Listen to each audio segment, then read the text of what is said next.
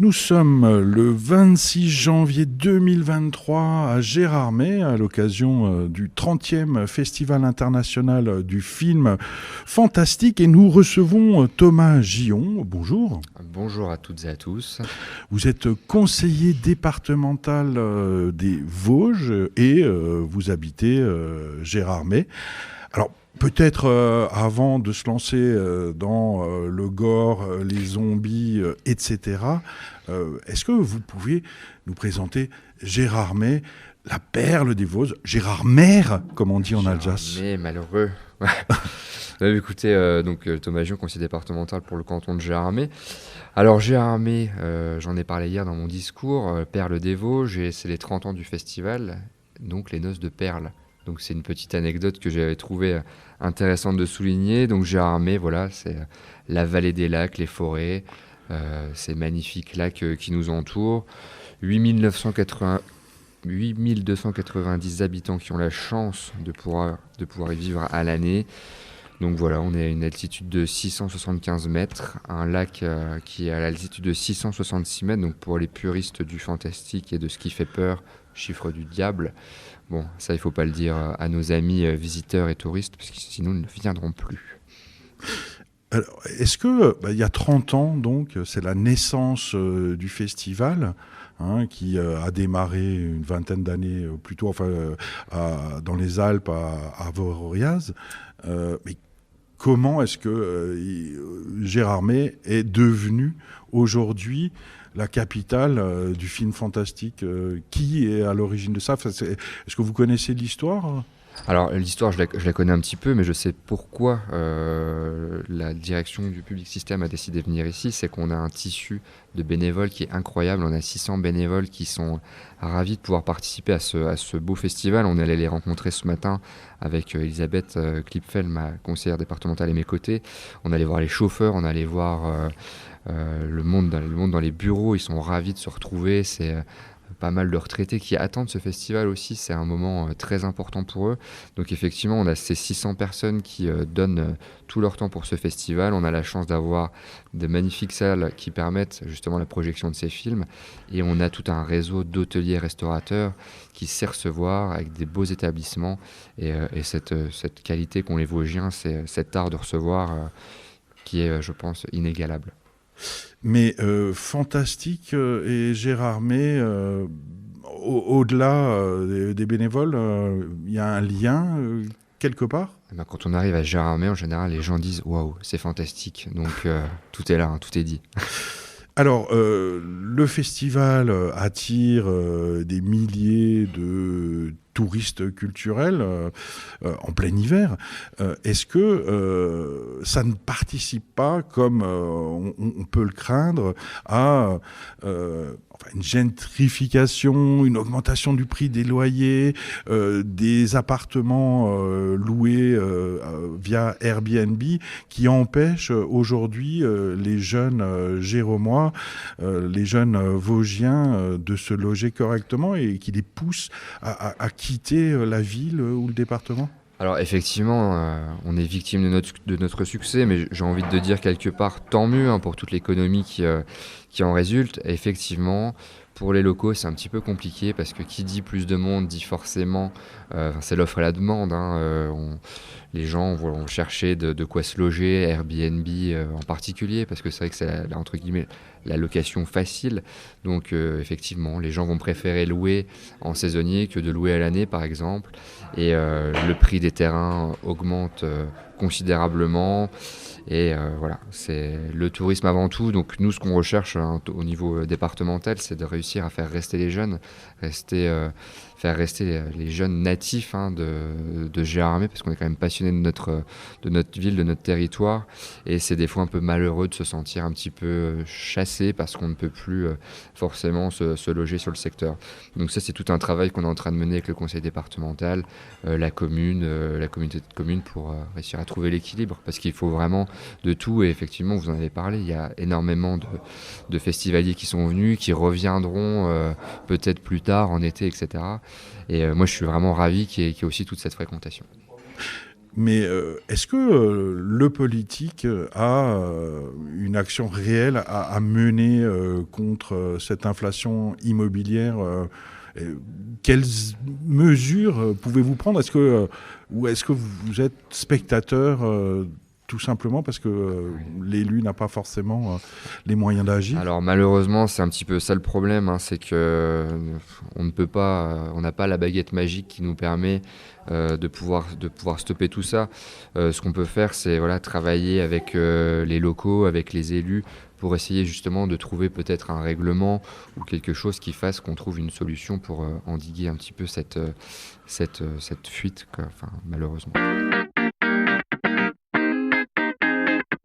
Thomas Gillon, conseiller départemental des Vosges, est-ce que vous aimez les zombies, les mangeurs de cœur, les avaleurs de sang et toute cette imagerie gore qui se promène autour de Gérardmer en ce mois de janvier 2023? Bon, écoute, oui et non, j'avoue que ça me fait un petit peu peur tous ces films, mais ceux qui me font le plus peur, c'est films un peu psychologiques où on a l'impression que c'est la réalité.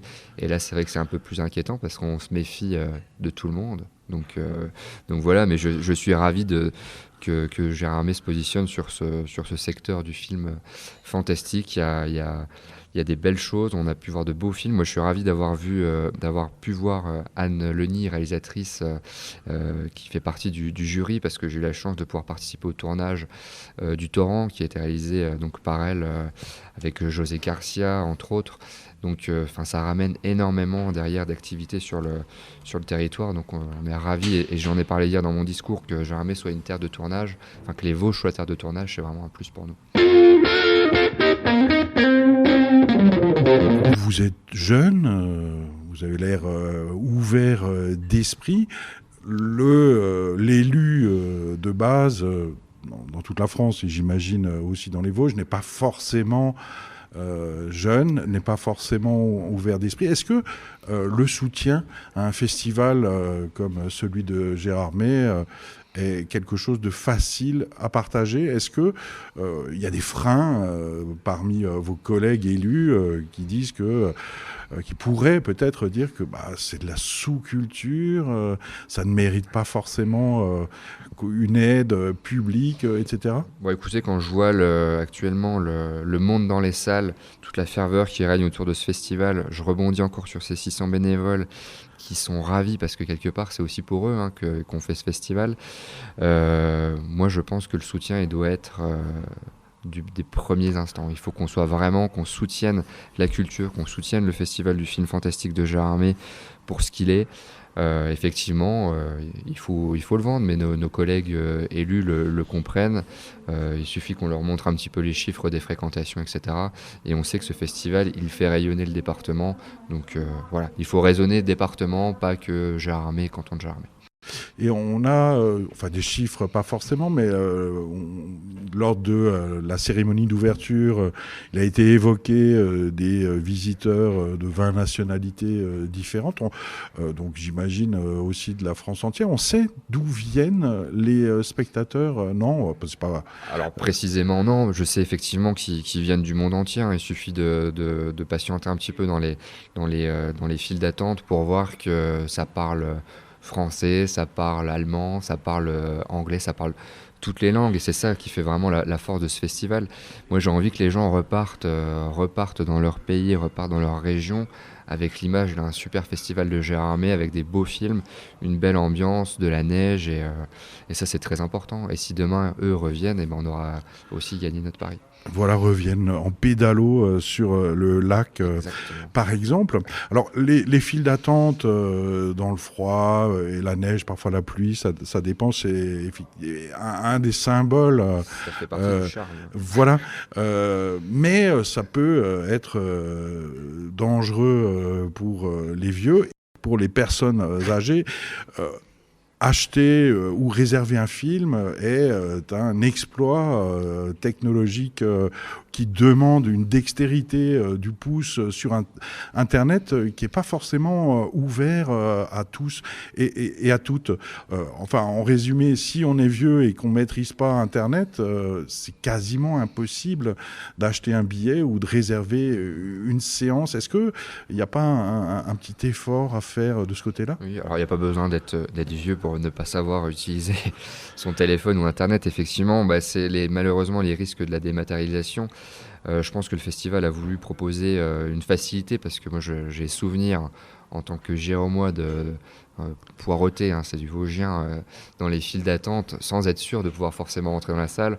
Aujourd'hui, c'est gage d'assurance de pouvoir assister à la séance. Alors effectivement, hein, c'est parce que le festival fonctionne que c'est aussi un peu cette guéguerre pour trouver des places. Et effectivement, après, il suffirait de voir avec l'organisation pour pouvoir affilier une possibilité à ceux qui ne maîtrisent pas forcément Internet de pouvoir acheter des passes d'une autre manière. Ça, c'est des discussions et des pistes, des axes d'amélioration, on va dire. Et sinon, Gérard May, Perle des Vosges, donc, qui est connu évidemment pour ce festival en janvier, qui est connu pour ses activités estivales aussi, mais le reste de l'année, il se passe quoi culturellement à Gérard May? Il se passe énormément de choses, c'est pour ça que je vous encourage à revenir toute l'année, parce que c'est vrai qu'on a la chance de pouvoir avoir en plus 4 saisons qui sont bien démarquées, avec chacun son lot d'activités. Et je reviens là-dessus, mais on a la chance d'avoir plein d'associations, et toutes les associations proposent des choses culturelles, des choses sportives. Donc on en a vraiment toute l'année, on a un très bel agenda. En tant qu'élu, nous on est ravis parce que du coup on peut participer et faire valoir toutes ces associations, tous ces événements qui font la richesse et la promotion de notre territoire. Donc nous on est ravis. Donc on a le triathlon, c'est un très bel événement sportif. On a des marches gourmandes et culturelles avec de la musique. Enfin, on a de quoi faire pas mal de choses, et tout ça dans un décor qui est plutôt sympa. Et peut-être pour terminer, un message pour les Alsaciens qui parfois ont du mal à quitter leur région, à oser traverser les Vosges. Qu'est-ce qu'on pourrait leur dire pour leur donner envie de venir par ici ? Écoutez, on peut leur dire de faire les quelques kilomètres qui les séparent des Vosges en passant le magnifique col de la Schlourte réhabilité par le département, avec des belles activités de luge d'été et des circuits qui sont plus faciles, parce qu'apparemment, si la montagne les effraie, on a la chance de pouvoir avoir de très beaux sentiers de randonnée qui sont faciles, avec de très jolis lacs. Donc, et ils verront encore mieux l'Alsace depuis le haut des Vosges, donc qu'ils passent faire un tour. Merci beaucoup Thomas Gillon, conseiller départemental des Vosges. Festival.